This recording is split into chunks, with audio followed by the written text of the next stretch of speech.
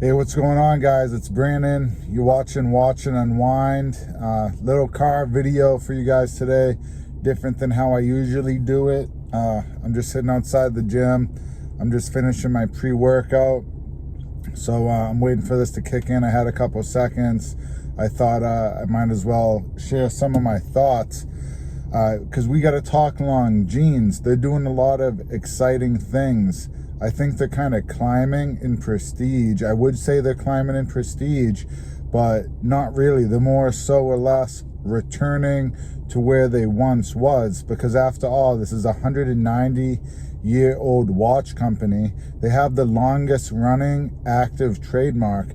At one point, Longines was considered more prestigious than even Rolex, and since then they haven't been as popular, but in these recent years they've really been coming up a lot. And I think they're in the gunning to kind of take Omega's spot, to be the next Omega or to be the next Rolex, because Rolex, used to be a brand, and Omega, that just made some pretty solid watches, but they weren't so super expensive. They weren't Patek, they weren't Vacheron, and now that's kind of where Rolex wants to be, because now Tudor has pretty much taken the spot where Rolex used to be, as offering just really well-made, rugged, durable, and reliable Swiss-made watches that aren't super expensive, but are kind of everyday pieces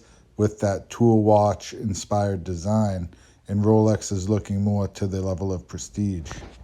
And Omega is following suit.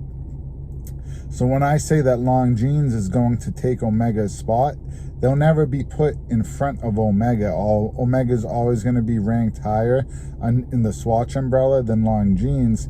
But what we think of as Omega today, I think Longines is going to be there. Give it, 5 years. When I bought my Longines, my hydroconquest, that watch cost $1,000. That was my first Swiss luxury watch. But now the offering, they have a lot of hits, but a lot of these watches are $2,000-$3,000 now. So they're definitely climbing in price. But what really I think is going to start pushing them up a level now to where they deserve to be is that they're using in-house movements. And I've always said that if Longines was to use in-house movements, they'd be charging a lot more for the watches. So they've had a lot of hits. I mean, we got the Zulu time, we got the Conquest, the hydroconquest, like I got the Big Eye, people like a lot, the aviation Big Eye, the Legends divers. But now the watch that really has me excited is the Ultra-Chron. And no, that's not a robot from Thundercats. That's the new release from Longines. And it's actually a watch. It's based on a watch that I think came out 1968. Ultra chronometer with a high beat movement.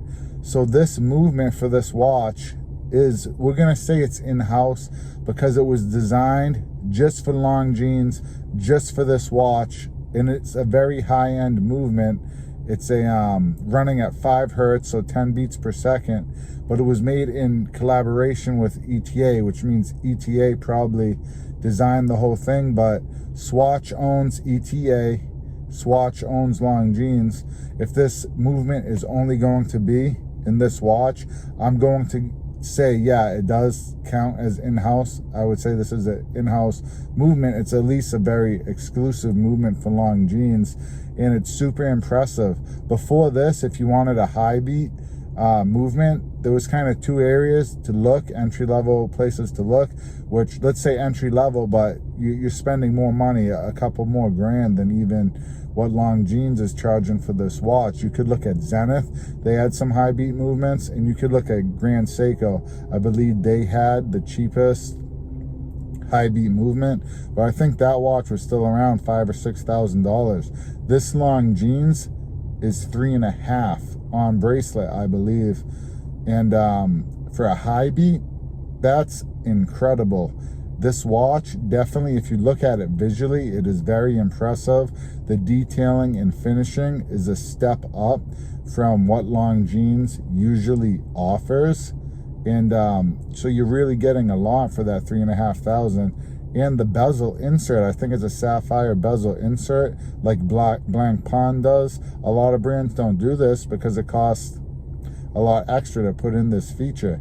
So you're getting a lot of bang for your buck, and that's because Longines hasn't built up that prestige level yet to what they once were, but I think they're on their way. If they keep making bangers like this, and they're using in-house movements, and we see that price slowly creeping up from where it used to be. A lot of Longines used to cost $1,000, under $2,000. Even their masters you could get gray market for around $3, but well, they might have cost $3 anyway. I don't even know. I usually shop gray market, but now entry level $3,500. A couple years we'll be seeing some watches $4,000, $5,000 for stainless steel watches from Longines. Pretty much what you're paying for Omega now, because Omega is going to keep chasing Rolex up that ladder. Rolex wants to be Patek. We already know that, and Omega's following suit. So it only makes sense that Longines is going to climb, and I'm pretty happy for them. I've always been into Longines. Like I said, they have the longest active running trademark. They offer really incredible watches. When I flip my watch box open and show people my collection, my Longines is usually their favorite, even above my Omega Seamaster or my Rolex Oyster Perpetual. They usually think that's either the most expensive or it at least catches their eye the most, because that's usually their favorite. So I'm excited to see things from this brand. I think they deserve it. But definitely let me know what you guys think on this one.